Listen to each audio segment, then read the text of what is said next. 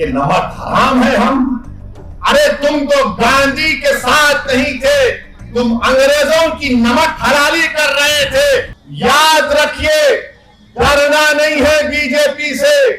जमहूरियत है, ये चंपारण की सरजमीन है। जुल्म करने वाले अंग्रेजों को हमारे बुजुर्गों ने मार मार कर भगा दिया था अंग्रेजों को। अब आपको सिर्फ 11 तारीख को वोट डालना है राणा रंजीत को। क्या आप वोट डालेंगे राणा रंजीत को? क्या आप इन तमाम की बत्ती गुल करेंगे?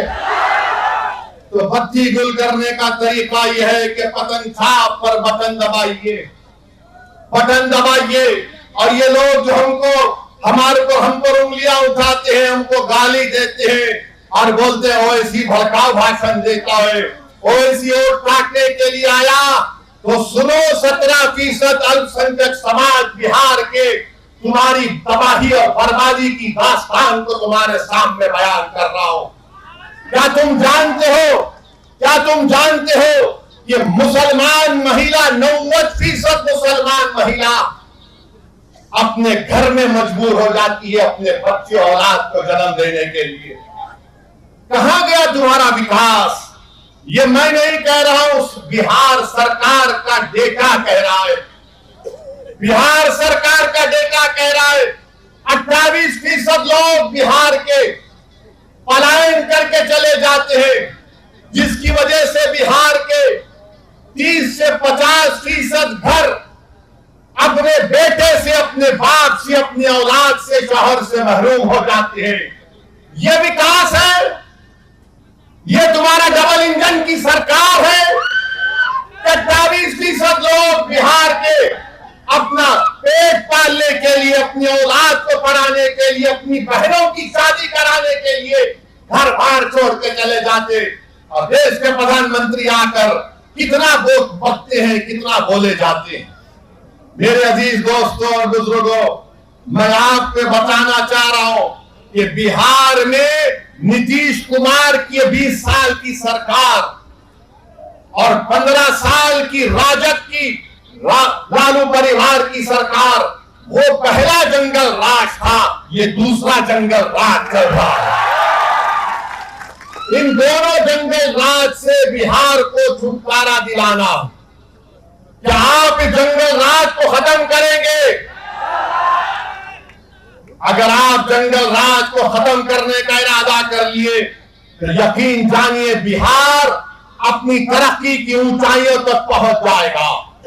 और ये जो हमारे तेजस्वी के साथ जो लोग हैं, बार बार हमको निशाना बनाते हैं। अरे मेरे भाई, जब 3% उप मुख्यमंत्री बन रहा है तो तुम क्या कर रहे हो वहां पर बैठकर?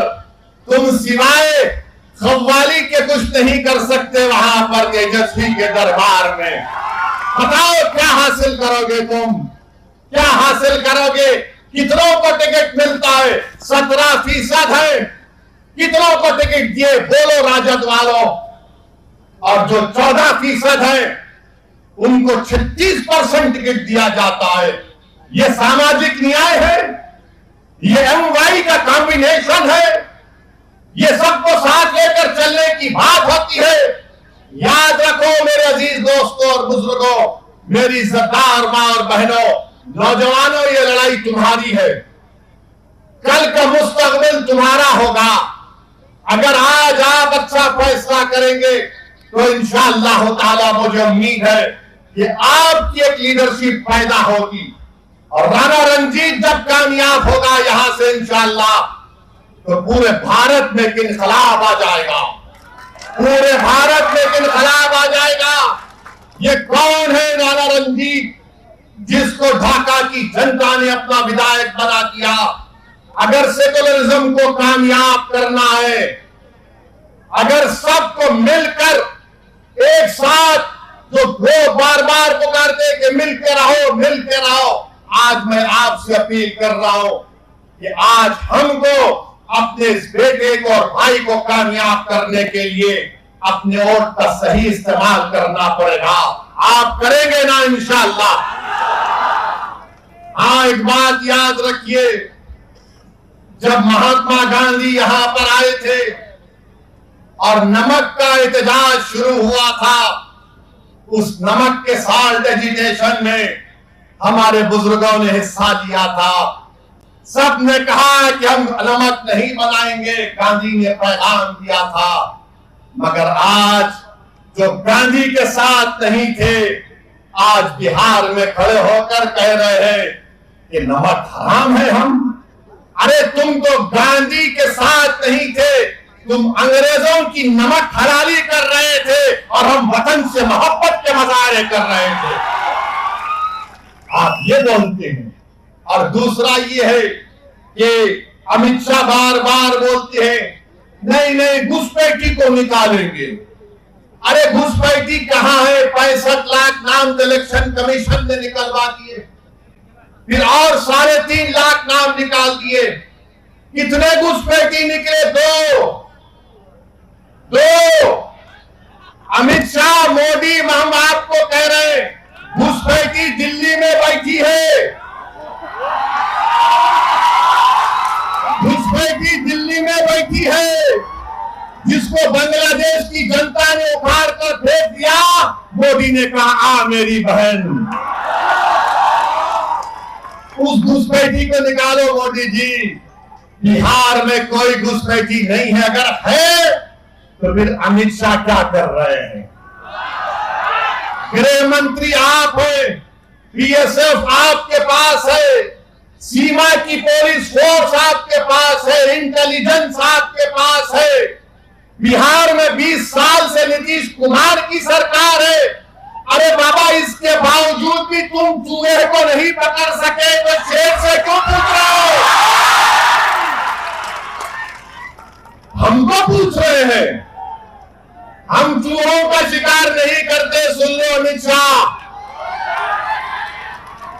घुसपैठी आ गया, घुसपैठी आ गया। अरे तुम गृह मंत्री हो, मैं थोड़ी हूं, राणा रणजीत थोड़ी है। नीतीश बाबू आपके मुख्यमंत्री है 20 साल से, उनको पूछ लेते। मगर नहीं, दिख गया ढाका से राणा रणजीत बढ़ रहा है, घुसपैठी। बहरहाल मेरे अजीज दोस्तों और बुजुर्गों, हम आपसे अपील कर रहे हैं कि अपने इत्तेहाद को मजबूत रखिए। ढाका को विकास कराना है, ढाका के किसानों से इंसाफ कराना है। तबाह और बर्बाद हुई फसल लाकर किसानों ने हमको दिया, अल्लाह ही जानता है उनके दिल पर क्या गुजर रही होगी कि आज उन्होंने अपनी फसल जो बर्बाद हो गई उसको लाकर दिया। जो 20 साल से सरकार किसानों से इंसाफ नहीं कर सकी, उनके आंसू को पोष नहीं सकी, उनकी आमदनी में इजाफा नहीं कर सकी, जो भ्रष्टाचार को आम कर दिया। मोदी कहते ना खाऊंगा ना खाने दूंगा, मगर बिहार में जितना लूटना है लूट लो। आप बताइए, इन तमाम चीजों को खत्म करने के लिए आपको जरूरत है, ढाका की जनता को जरूरत है। 1 साल नौजवान को कामयाब करिए, और ऐसा आदमी जब कामयाब होगा तो दुनिया मजबूर हो जाएगी कहने के लिए कि यही हकीकी मानों में ये सेकुलरिज्म की और भाईचारगी की कामयाबी है। तो हम आपसे अपील कर रहे हैं कि 11 तारीख के दिन जब आप वोट डालने जाएंगे, आप किस पर बटन दबाएंगे? जोर से बोलिए, जोर से बोलिए। इंशाअल्लाह ताला। और जो यहाँ नहीं आए उन तक हमारा पैगाम पहुंचाइए। मैं शुक्रगुजार हूँ कि इतनी बड़ी तादाद में हमारी इज्जतदार माँ और बहन भी आए। अल्लाह आप तमाम को सलामत रखे। मुझे मुंगेर जाना है, इसलिए आपसे इजाजत चाहता हूँ। अस्सलाम वालेकुम व रहमतुल्लाहि व बरकातहू।